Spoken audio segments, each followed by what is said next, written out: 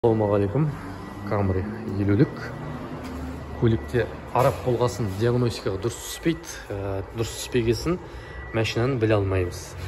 Сондықтан менің алдымда диагностика барған, жаңа свеч алған, анандай аппаратпен свечті тазалаған, жаңында салған, жаңа автомат қораптына майында ауыстырған, адаптер жасаған, бірақ ешқандай проблема кетпеген. Сондықтан мотор тестермен қарап бірінші цилиндрден ақау тапқан болатынбыз. Цилиндр бәрі жақсы.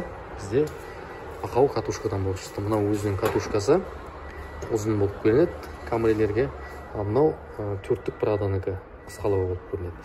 Мынау қазір жасап тұрған катушка бізде ұзындығы, мысал үшін қазір айтайын, 12 мм болып тұр. Мына екі арасы 12 мм-де бізде 3500 оборотта катушка искра бере ма, бермей ма көрейік. Жасап тұр. Қою әдемі. Төрттік праданікі.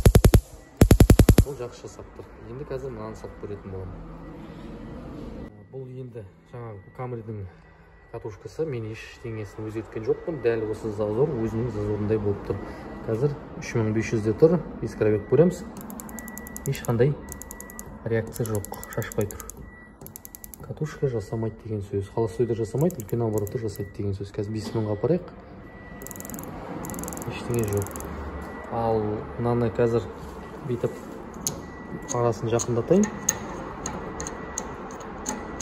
Мысал үшін бізде қазір неше миллиметр?